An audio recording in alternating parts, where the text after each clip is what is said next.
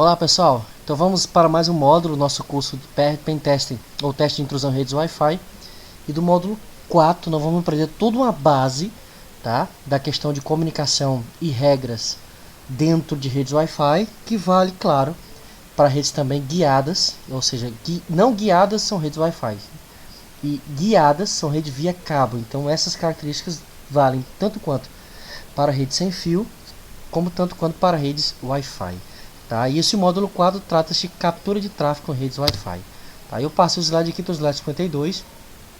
Durante uma sessão típica de análise de rede, você executa as seguintes tarefas. Tá? Então vamos entender o passo a passo da ideia dentro da análise de rede. Por que eu preciso analisar a rede?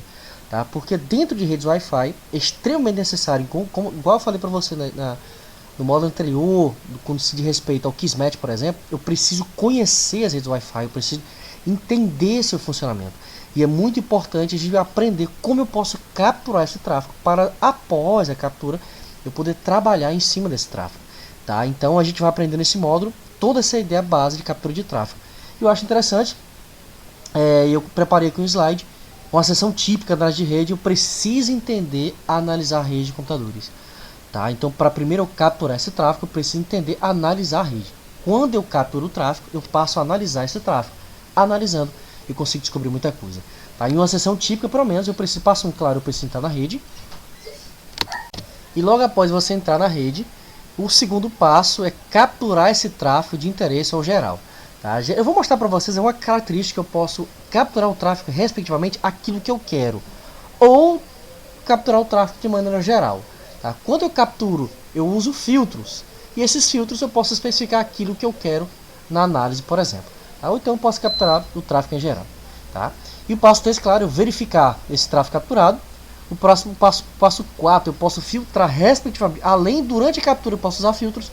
Como também após a captura, eu posso analisar ou usar vários outros filtros para fazer uma captura mais evidente daquilo que eu quero. E finalmente, que o passo 5 é documentar as descobertas, tá? Então esses passos gerais nós vamos estar aprendendo para melhor desenvolvimento de captura de tráfego em redes Wi-Fi. No slide 53, eu preparei o procedimento de entendimento desse tipo de tráfego. Primeiro, a coleta de tráfego. O primeiro passo que eu preciso ter é usar um cara chamado sniffer. Os sniffers são as ferramentas, respectivamente, que trabalham com captura de tráfegos, tá? E vários tipos de sniffers. O Kismet, por exemplo, pode ser trabalhar, como a gente viu nas últimas aulas, como sniffers. Mas eu tenho outros também que eu vou estar detalhando para vocês nessas aulas. O sniffer, ele captura todos os dados binários do meio, ou seja, é aquele aplicativo, aquela ferramenta que durante a comunicação ele começa a capturar, respectivamente, todo aquele tráfego. Tá? Então preciso entender, dentro da coleta de tráfego, a usar sniffers. Nosso primeiro passo para esse entendimento é usar sniffers de pacotes. Tá? Aí eu vou estar trabalhando, respectivamente, dentro da área de segurança e na captura do tráfego, que é nesse nosso módulo 4. Tá? Depois, claro, eu posso fazer a conversão desse tráfego, que é nessa etapa.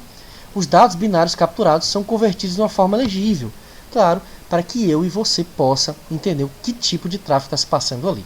A gente sabe que durante o tráfego entre a placa de rede, os mecanismos de conversões e os modos de conversões, analógico, digital, ou sem fio, etc. Esses modos de conversões passam por meios binários. Sempre dentro da comunicação eu tenho zeros e uns na comunicação entre computadores. Tá? Então esses dados devem ser convertidos para que a gente possa entender. Isso é feito automaticamente por alguns sniffers, como também você pode capturar os dados de forma bruta para após convertê-los, não tem problema. Tá? Os dados de rede estão em forma que pode ser interpretada apenas em um nível de análise coerente para o entendimento. Tá? Então eu preciso entender como é que funciona tudo isso aí por dentro, direitinho. Tá? E eu tenho, claro, um cara chamado análise do tráfego, que é o terceiro e último passo, que envolve a análise real dos dados capturados e convertidos. O sniffer de pacote leva os dados da rede capturados, verifica o seu protocolo, e eu vou falar de protocolo muito já com vocês. É importantíssimo a gente aprender a ideia de protocolos, claro, para entender o que está acontecendo com essa captura de tráfego que a gente está fazendo. Tá? E posteriormente, com base nas informações desse protocolo, que são as regras extraídas, eu começo a fazer a análise dos recursos respectivamente. Tá? Então, a análise, esse tópico é importante, deixei em negrito aqui para vocês, é realizada comparando vários pacotes, tá? Ou seja, a captura de pacote, que é em si a captura do tráfego em si, e toda a comunicação é via pacote, que eu chamo de PDU, né? Packet Data Unit, ou seja, unidade de pacotes básico, ou unidade de pacote de dados, por exemplo, se você quiser chamar, em uma tradução livre. Eu tenho esses pacotes trafegando entre as redes, tá? E são convertidos automaticamente através de módulos e convertores. Então esses pacotinhos são desconhecíveis. Quando eu conheço o que tem dentro de um pacote, eu estou verificando que esse pacote não é mais um pacote, é um datagrama, tá? Então, se você teve aula de rede de computadores aí no curso de graduação, por exemplo, ou estudou um pouquinho sobre rede de computadores, você está entendendo o que eu estou falando. Os pacotes são trafegados, mas quando eu abro o pacote, eu tenho um datagrama, eu sei o que tem dentro do pacote, tá? Então, numa rede eu tenho vários pacotes, mas é muitos pacotes. Durante a captura de tráfego, dentro da análise de segurança do tráfego da rede em si, ou Wi-Fi, e esse caso pode servir também para redes cabeadas, eu preciso entender a ideia de que pacotes estão sendo capturados, como também trabalhar com esses pacotes. E claro, aí onde entra a segurança muito bem definida. Porque o atacante, ele entra na rede, ele pode capturar os tráfegos, independentemente se ele fazer um teste de invasão nos computadores ou não. O que interessa para ele não é estar dentro da máquina da vítima, é saber que tipos de tráfego a vítima está acessando, ou fazer desvio de tráfego, assim sucessivamente. Ataques, por exemplo, como Man on the Middle, por exemplo, que é o MIT-M, o atacante não tem total controle do computador da vítima, mas ele não precisa invadir o computador da vítima, você fazer um teste de intrusão. Ele simplesmente, como ele entende muito captura de tráfego, análise de rede, pacotes, etc., ele pode fazer um teste de invasão sem muito menos invadir a máquina, só pelo tráfego da rede. Então, muita atenção nesse módulo 4 da captura de tráfego, que é importantíssimo pra gente. E aí eu venho a pergunta que eu coloquei aqui no slide pra gente, olha só, eu vou analisar o que se eu não conheço? Se você é nosso aluno do Escola Hacker, a partir de agora, vou estar passando para vocês algumas ideias, características importantíssimas para você entender e analisar o que. O que se passa dentro das nossas redes, que pacotes são esses, que protocolos são esses, que regras são essas, tá? Então você precisa conhecer. Se você não sabe o que está sendo trafegado na sua rede, dificilmente você vai conseguir protegê-la. E claro, dificilmente você vai conseguir fazer um teste de intrusão nessa rede. Então muito cuidado naquilo, se você gerencia uma rede hoje, dentro da sua empresa, muito cuidado e conheça o que está passando na sua rede. Analise a partir de agora nessa aula. Ou, se você vai fazer um teste de intrusão em rede Wi-Fi, fique e preste bastante atenção de que tipo de tráfego está sendo, vamos dizer assim, enviado e recebido para os emissores e receptores, tá? Então vamos conhecer. As redes de computadores virtuais são construídas por uma variedade de sistemas diferentes. As redes são heterogêneas, ou seja, são diferentes, mas se comunicam. Para ajudar essa comunicação, para não ficar uma coisa bagunçada na comunicação, foi feito regras. E essas regras têm nomes. E esses nomes a gente chama protocolos. Então toda comunicação eu tenho regras. Essas regras eu chamo de protocolos. Cada protocolo tem a sua regra específica. Um trabalha no congestionamento da rede, um trabalha na verificação de endereços, o outro trabalha na conversão de endereços em endereços MAC, outro trabalha só com endereçamento e assim sucessivamente. Outro trabalha só com coisas rápidas na rede e por aí vai. Cada um trabalha respectivamente na sua regra, tá? Se você lembra muito bem de modelo OSI, você sabe que eu estou falando também. Devemos conhecer protocolos de redes comuns. Eu dei exemplos aí. TCP, IP, ARP, DHCP e muitos outros a fundo. Tá? Eu recomendo, se você ainda não conhece protocolos de rede de computadores, é muito importante que você parta do princípio e leia livros, por exemplo, para entender um pouco mais de rede de computadores. Tá? Por exemplo, eu tenho livros, por exemplo, de rede de computadores do Tannenbaum, Andrew Tannenbaum, tá?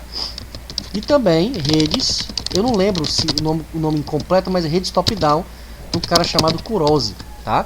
São dois livros muito bons, eu aconselho você a ler esses livros, porque você vai aprender muito também baseado em redes, e claro, sobre redes Wi-Fi também é muito importante que você aprenda essa base. Vou estar falando aqui de maneiras gerais, para a gente entender para fazer parte dentro do curso. Então vou resumir. A comunicação tem regras, essas regras eu chamo de protocolos. Esses protocolos têm nomes. É o TCP, por exemplo, que é um protocolo, que é uma regra de controle e transferência. Um protocolo IP, que é endereçamento, você já deve ter ouvido falar. O protocolo ARP, por exemplo, Address Resolution Protocol. É o protocolo de conversão de endereços IP em endereços físicos, que é o endereço MAC. DHCP, que você já deve ter ouvido falar, que é endereçamentos automáticos, Dynamic Host Control Protocol e muitos outros. Eu preciso entender o protocolo. Os protocolos aqui fazem os pacotinhos. Os pacotinhos, quando eu abro o pacote, eu tenho um datagrama. Quando eu tenho um datagrama, eu sei o que é o conteúdo do protocolo. Tá? Então, muito cuidado com isso aí para a gente lembrar. Uma pilha de protocolos é um agrupamento lógico de protocolos que funcionam em conjunto. Aí vem a nossa sintaxe aí, a nossa definição. Um protocolo de rede pode ser extremamente simples ou altamente complexo, dependendo da sua função. Claro. Para ajudar um pouquinho, para a gente definir algumas coisas, eu preciso passar para vocês algumas características dos protocolos dentro do tráfego. Primeiramente, eu tenho um controle de fluxo. O protocolo é responsável por um controle de fluxo, ou seja, é um cara chamado Flow Control. Eu preciso saber toda a ordem dos pacotes são enviados e recebidos. E isso faz parte dos protocolos. A geração de mensagens pelo sistema de recepção que instrui o sistema de envio para acelerar ou diminuir a velocidade de transmissão de dados. Tá? Ele sabe a hora de acelerar e sabe a hora de diminuir. Tá? Por exemplo, no controle de congestionamento de rede, no protocolo TCP, que é a regra TCP, ele manda um slow stop, por exemplo, um slow start, perdão, e um fast retransmit. Ou seja, ele, para controlar o congestionamento da rede, ele manda uma ação, um pacote de ação, dizendo a rede vai ficar lenta um pouquinho, para que eu possa reorganizar todos os pacotes, porque deve ser enviado em ordem. Depois ele faz o fast retransmit, ou seja, reenvio todos eles mais rápido. Então sempre existe controle de fluxo dentro de uma comunicação de protocolos. Outra coisa importantíssima que nós devemos aprender: todo pacote de comunicação tem confirmação. Tá? É impossível enviar um pacote sem confirmação. Uma rede de computadores, todos os pacotes, as regras, enviam e recebem os pacotinhos. Tá? E eu chamo a confirmação de pacotes, é muito mais conhecido por um cara chamado ACK, tá?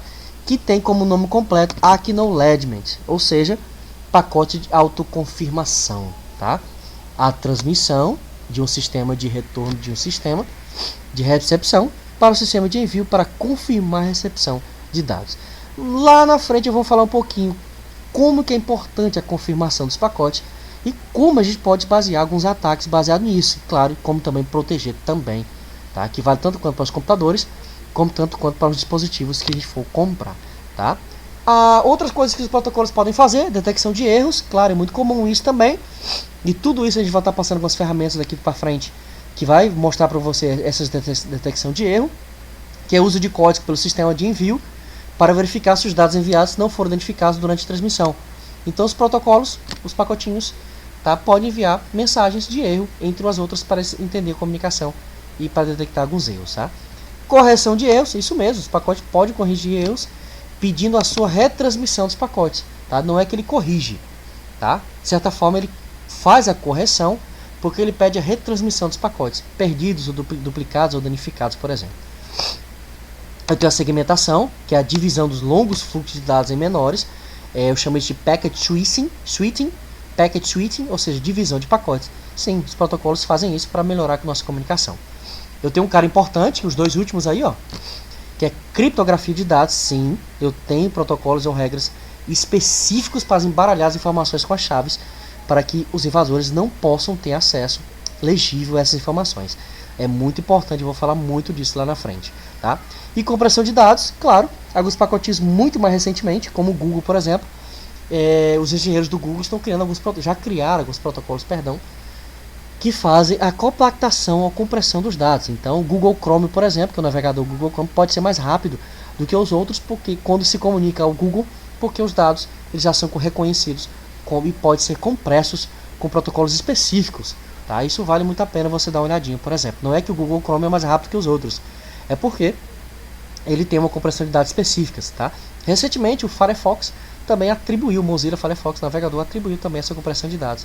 E daqui futuramente, se não me engano, todos os navegadores devem estar com essa característica para ser mais rápido também, que ele comprime os dados para enviá-los. Tá? Eu coloquei aqui, por exemplo, para a gente ter um entendimento aí básico de alguns protocolos. Por exemplo, todos os protocolos são divididos por camadas, ou seja, cada camada depende uma da outra, e cada camada eu posso chamar de nível. Eu tenho o nível físico das camadas e o nível mais aplicativo, mais lógico das camadas.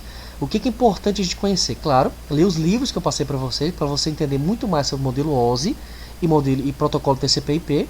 O modelo OSI é toda a documentação e o padrão TCP/IP são os protocolos, as regras dentro da documentação do modelo OSI. E de acordo com o modelo OSI, rapidinho, eu tenho algumas camadas e essas camadas, respectivamente, me contam quais as regras ou os níveis que cada protocolo deve estar. Por exemplo, eu tenho aqui 6 camadas. Alguns livros podem colocar 5 camadas, por exemplo, tá? Não tem problema.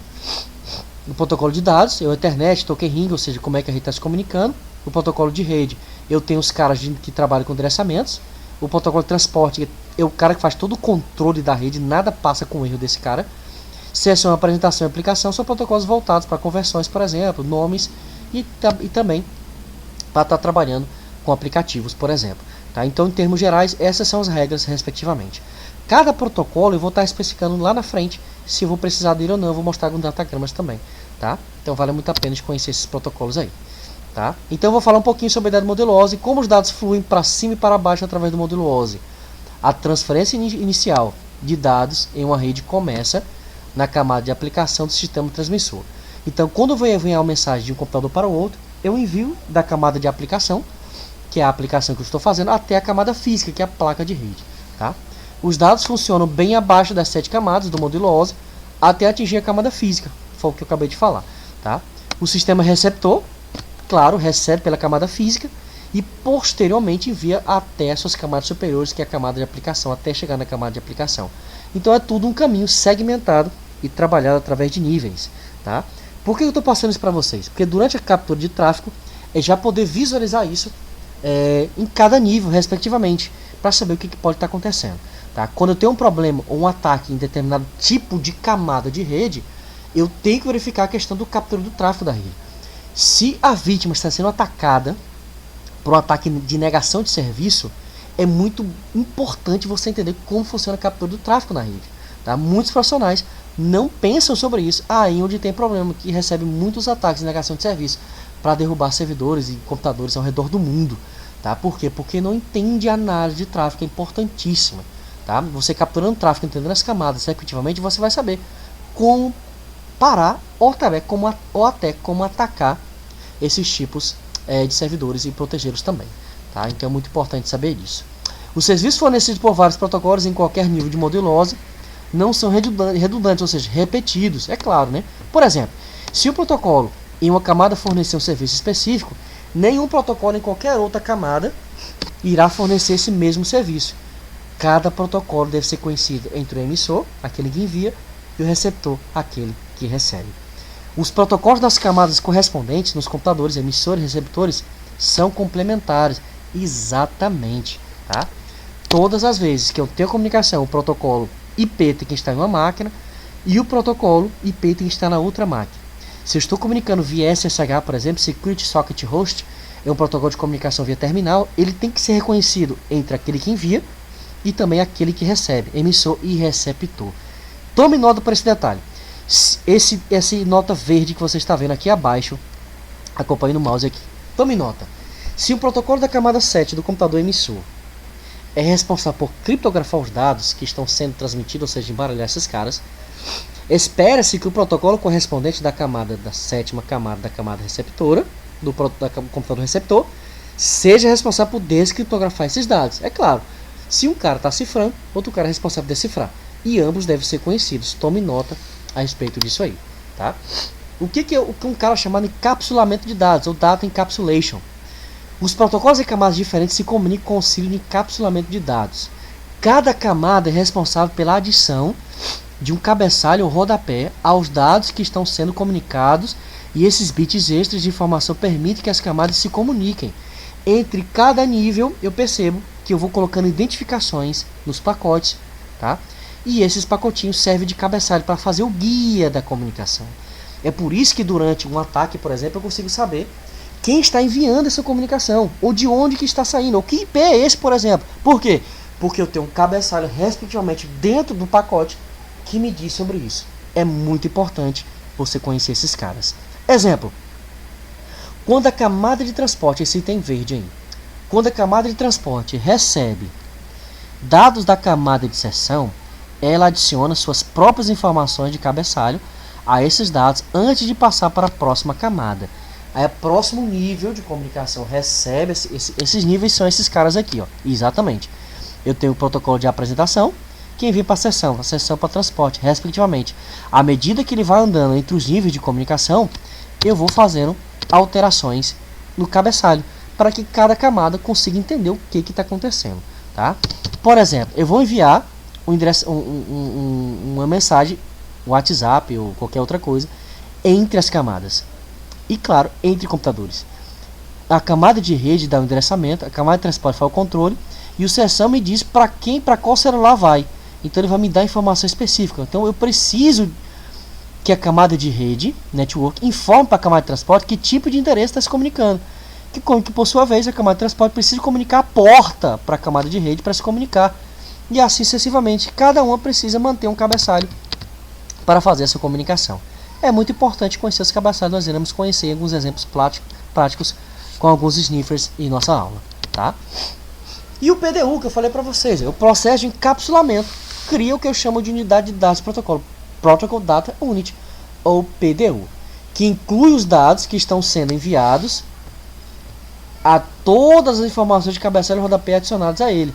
É o cara responsável a criar as informações entre as camadas e, claro, entre os pacotinhos. À medida que os dados se movem, a PDU muda e cresce à medida que as informações e protocolos. O PDU está em sua forma final depois de atingir a última camada. O computador receptor anula os cabeçalhos e rodapés do protocolo PDU, porque ele não precisa deles, ele só precisa dos dados enviados, à medida que os dados escalam as camadas do modelo OSI. Uma vez que o PDU chega à camada superior, apenas os dados originais permanecem. Tá? E eu tenho uma pergunta para você. A gente aprendeu muito sobre a ideia de protocolos até agora e algumas regras. E qual a diferença entre protocolo orientado à conexão e protocolo sem conexão? O que é isso? Bem, é o seguinte. Um protocolo orientado à conexão, ele precisa conhecer com quem ele está conversando. Tá? Nós temos computadores comunicando e eles precisam se conhecer uns aos outros para se comunicar. Isso eu chamo conectado à conexão. Mas eu tenho regras que trabalham sem conhecer com quem eles estão enviando, com quem eles estão conversando. Ou seja, eles enviam para todo mundo. Por exemplo, um broadcast, que é muito conhecido em rede de computadores, quando eu envio de um para muitos. Quando eu faço um broadcast, eu não quero saber com quem ele vai receber a mensagem. Eu quero enviar para todo mundo. É um exemplo. Mas, por exemplo, se eu estou utilizando um FTP, por exemplo, que é um protocolo de comunicação de serviços de arquivos. Se eu vou enviar um arquivo para um computador receptor, eu preciso saber quem ele é, que pasta, por exemplo, etc. Isso eu chamo orientado à conexão. Resumindo, todas as vezes que eu comunico, que eu conheço com quem eu estou comunicando, eu chamo isso de orientado à conexão. Se eu não conheço, eu não chamo de orientado à conexão. Vamos aos slides. Um protocolo orientado à conexão, por exemplo, o TCP, cria a conexão entre dois computadores antes de enviar os dados. Exatamente. Quando você liga a rede Wi-Fi, não importa se você está navegando ou não. Sua placa, o seu computador, sua placa, está enviando informações uma para a outra, mesmo que você ainda não tenha conectividade nenhuma, porque ela precisa conhecer com quem ela está falando. Em seguida, verifica se os dados atingiram destino usando confirmações. Aí eu tenho os ACKs, que são o Acknowledge que eu falei para você anteriormente. A máquina confirmar, eu digo que ela está ativa. Tá? Exemplo, mensagem enviada de volta para o computador remetente ao receptor, o computador pode acusar um recibo. Então eu review para todas elas e como é que eu sei que elas estão vivas? Porque elas me confirmam usando um cara chamado ACK, que é uma bandeira, ou seja, uma sinalização dentro do protocolo TCP, me confirmando que alguém recebeu. Tá? Eu coloquei aqui, tome nota, eu coloquei um livro também para vocês. Leia o livro Network Protocols Handbook para saber mais de protocolos. É um excelente livro, você pode pesquisar, por exemplo, no Google ou qualquer ferramenta de busca, você vai encontrar esse livro. Ele vai falar para vocês a lista de todos os protocolos, tá? Mas eu quero dar uma dica para você. Entenda, por exemplo, os protocolos que trabalham nas portas voltadas para conectividade ou serviços mais específicos das redes, mais ativos da rede, que são os protocolos que mantêm as portas de 1 até 1024. Tá? É muito importante nós conhecermos essas portas, claro, respectivamente, seus protocolos. Vamos a mais um exemplo. para a gente entender toda a captura de um tráfego. Os protocolos sem conexão enviam os dados e confiam em que ele conservar o destino adequado ou que o aplicativo irá lidar com a retransmissão e verificar os dados. Como eu falei para vocês, ele envia e não quer saber verdadeiramente se você recebeu ou não. Ele quer saber que se você recebeu e ele envia para você. Você precisa enviar uma carta importante. Vamos a um exemplo. Eu quero enviar uma carta importante para um colega que contém documentos valiosos. Você o chama antes para enviar por correio eletrônico a carta, para que ele saiba o que deve esperar. Eu estabeleço conexão. Poucos dias depois, seu amigo chama você e fala que recebeu a carta. Ou você recebe um retorno de envio, ACK. É assim que funciona a comunicação orientada à conexão. Interessante isso. Quando você envia uma carta, você precisa saber o endereço, o CEP, da pessoa que vai receber a carta. Isso se chama orientada à conexão em rede de computadores. Da mesma forma, como eu comunico em uma rede Wi-Fi, por exemplo, eu preciso saber com quem eu vou conversar. Então essas informações são repassadas durante todo o tráfego da rede. Aí onde entra a gente poder aprender isso aí para proteger nossas redes. Porque se esses dados são enviados e recebidos na rede o tempo todo, sem que a gente possa fazer ou deixar o computador ligado, por exemplo, essas informações são valiosas. Aí onde a gente entra para fazer as proteções desses caras, tá? E eu tenho o último exemplo lá embaixo. Ao enviar um cartão postal para um amigo, você deixa na caixa do correio e espera que ele chegue ao destinatário.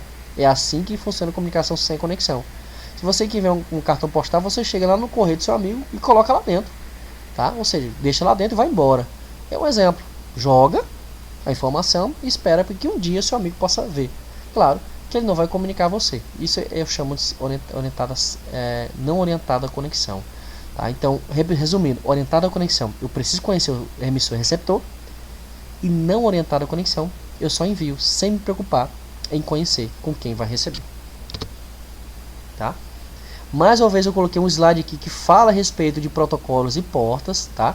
Alguns exemplos aqui, eu tenho o porta 80, que é o protocolo TCP, a regra TCP, aí tem a sua descrição, que é os servidores web, por exemplo. 443, que também é PCP, que trabalha com HTTPS e assim sucessivamente, tá? O TCP e o UDP na porta 53, que você pode ver aí, que é baseado em DNS, resolução de nomes, que pode ser UDP ou TCP. Tá? O UDP geralmente ele é usado mais em redes locais, por ser mais rápido, né? E é o protocolo não orientado à conexão.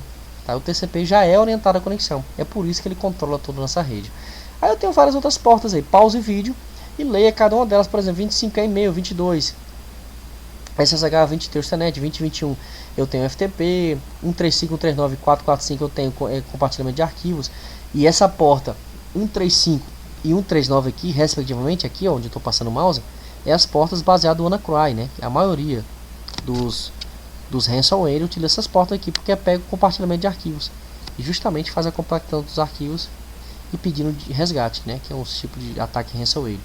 Tá? Então, se você analisar bem a captura de tráfego da sua rede e analisar esse cara, você pode descobrir um ransomware, tá? Muito antes, tá? De receber esse ataque. É muito bom conhecer as redes, pessoal. 500, por exemplo, é o DP, é o protocolo de chaves, tá? 5060, um protocolo de sessão, SIP, por exemplo, mais baseado em VoIP. E 123, por exemplo, é porta baseada em NTP. Aqui são exemplos de portas, tá, gente? Conhecidas e tal. Eu tenho muitas portas. Eu aconselho você a conhecer de 1 até 1024, para você conhecer. Eu sei que é muitas portas, eu estou dizendo para vocês, mas procure conhecer principalmente as portas que estão sendo enviadas e recebidas com os pacotinhos dentro da rede que você vai fazer o pentest, em rede Wi-Fi, ou da empresa que você trabalha, tá?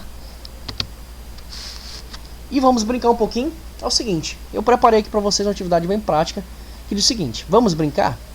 É uma placa de rede, ela tem um modo chamado modo promíscuo, tá?